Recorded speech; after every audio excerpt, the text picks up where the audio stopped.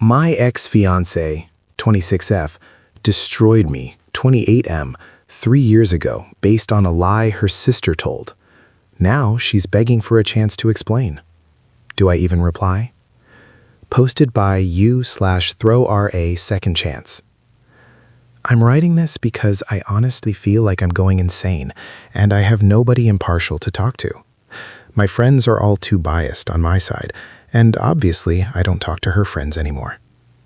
To give you the background, 3 years ago I was 25 and engaged to Maya, then 23. We had been together for 4 years, high school sweethearts essentially. Our relationship was the kind people got jealous of. We rarely fought, we had the same financial goals, same humor, and the physical chemistry was off the charts. I was ready to spend the rest of my life with this woman. I had the ring, we had a deposit down on a venue, the whole 9 yards. The only fly in the ointment was her older sister, Chloe, then 26. Chloe and I never clicked.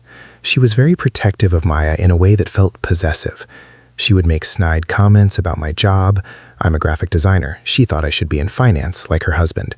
My car, my family. I brushed it off because Maya always defended me. Or so I thought. 3 years ago, during a 4th of July party at Maya's parents' lake house, everything imploded. Maya had gone into town to grab more ice with her dad. I was on the back deck having a beer. Chloe came out. She was already pretty tipsy. She started going on about how Maya could do better, how I was holding her back from her potential. I told her politely to back off. She laughed, got close to me, and whispered something along the lines of, "I can end you whenever I want." I walked away, disgusted, and went to find Maya's mom inside. When Maya got back, the atmosphere changed instantly. Chloe was crying in the kitchen. She claimed that while everyone was distracted, I had cornered her on the deck and tried to kiss her, and when she refused, I grabbed her wrist aggressively. I was blindsided. I immediately denied it. I looked at Maya, expecting her to roll her eyes at Chloe's drama. Instead, she looked at me with this cold, dead stare I had never seen before. Chloe had bruises on her wrists. Old ones, I suspected, or self-inflicted, I don't know, but she showed them as proof. Maya didn't even let me explain. She said, "My sister would never lie about something like this. Get out." I tried to argue. Her dad threw me out. The next day, I was blocked on everything. Phone, socials, email. When I went to our shared apartment to get my stuff, her dad and brother were there waiting. They watched me pack in silence. I never saw Maya. I left the ring on the counter. The fallout was nuclear. I lost about 60% of our mutual friend group because Chloe campaigned hard against me. I was branded a creep. I fell into a deep, dark hole. I drank too much. I almost lost my job. And I eventually had to move to a different city just to escape the whispers. It took me 2 years of therapy to even consider dating again. And even now, I have massive trust issues. Email. It's from Maya. I almost deleted it without reading, but morbid curiosity got the best of me. It's a wall of text. Apparently, Chloe is going through a nasty divorce. During a drunken fight with Maya last week, Chloe let slip that she sabotaged Maya's relationship with me because she was jealous that Maya was getting married first and was happier than she was. Chloe admitted she made the whole thing up. Maya says she vomited when she heard. She kicked Chloe out of her life. She's apparently spent the last week tracking me down. She says leaving me was the biggest mistake of her life, that she has missed me every single day, and that she's been living in a nightmare of regret. She wants to meet. She says she'll fly to my city, stay in a hotel, and just wants 10 minutes to apologize to my face. She doesn't expect forgiveness, just a chance to say she's sorry. I don't know what to do. Part of me wants to see her and scream at her for not trusting me. Part of me still loves the girl I was supposed to marry. But mostly, I'm just tired. Is there any point in digging up this grave? Top comments. Buddy, do not do it. She didn't just break up with you. She ghosted you and let her family treat you like a criminal. She chose her sister's word over yours without even a conversation after 4 years. That's not a mistake. That's a fundamental lack of trust. If you meet her, all the pain comes back. Keep moving forward. I'm going to go against the grain here. I think you should meet her, but strictly for closure. You were engaged. This wasn't a fling. If you don't hear her out, you might spend the next 10 years wondering what if. But go in with armor on. She has to earn even a second of your time.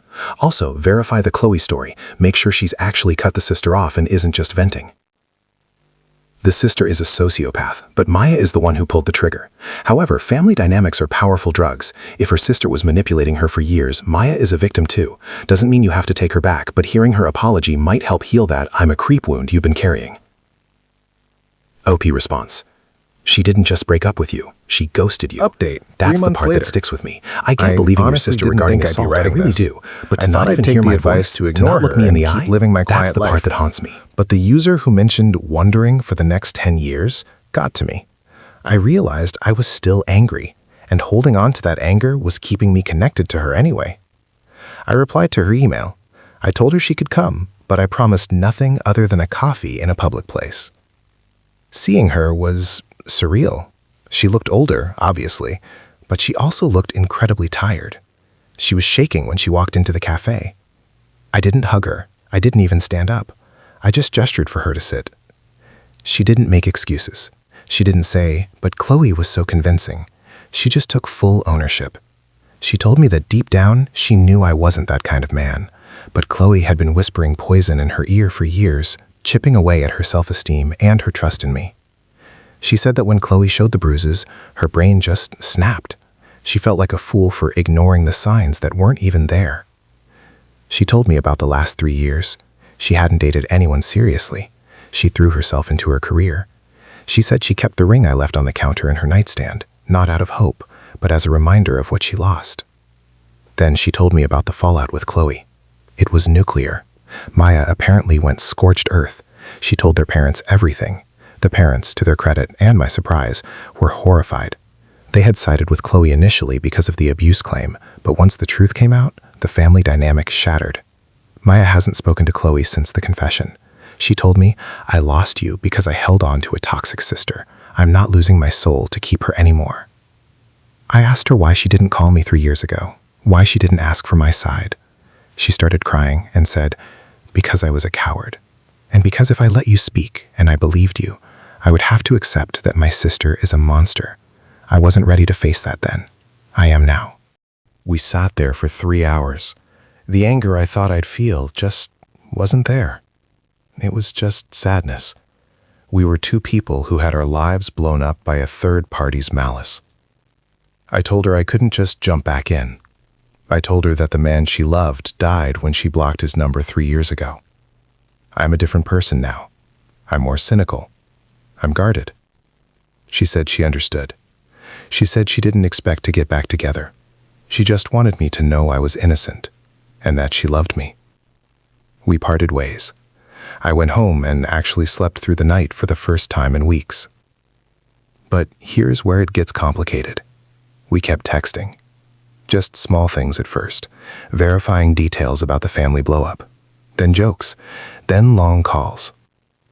Last month, I flew back to my hometown, where she still lives. We went to dinner. It wasn't like old times. It was awkward, heavy, and intense. But the connection, that terrifying magnetic pull, was still there. We had a long conversation about trust. I told her, if we do this, you are starting from -0. I don't trust you to have my back. She looked me in the eye and said, I know. I will spend the rest of my life earning it back if you let me. So, we are dating. Sort of. We aren't back together in the sense of picking up where we left off. We are treating this as a brand new relationship between two people who have a lot of baggage. We are taking it excruciatingly slow. I haven't said I love her yet, even though I think I do. I haven't met her parents yet. I told her I'm not ready for that, and she respects it. She's in therapy to deal with the codependency she had with her sister. I'm back in therapy to navigate this. My friends think I'm an idiot. They say she'll turn on me again. But when I look at her now, I don't see the girl who abandoned me. I see a woman who blew up her entire family dynamic just to clear my name. She didn't have to tell me. She could have lived with the lie and saved herself the shame. But she came back to fix it. That counts for something. It's scary. I feel like I'm walking on a tightrope. But for the first time in 3 years, I'm not looking down. I'm looking ahead. Top comments on update. You red flag collector. The man she loved died when she blocked his number. That is a powerful line, OP. I'm glad you guys are taking it slow. The fact that she came clean when she didn't have to is the only reason I'd say this has a chance. She blew up her life to fix yours. Good luck, but keep your eyes open. You, Sister Slayer. I'm glad she cut Chloe off. That was the non-negotiable condition. Just be prepared for Chloe to try and wiggle back in or cause drama from the sidelines. Narcissists don't go quietly. Ensure Maya has strong boundaries. You, optimistic fool. This is heartbreaking and hopeful at the same time. It reminds me of the Japanese art of kintsugi, repairing broken pottery with gold. The crack is still there. It's visible, but the piece is more beautiful for having been broken. It won't be the same relationship, but it might be a stronger one because you both know exactly what it costs to lose it. Rooting for you, OP.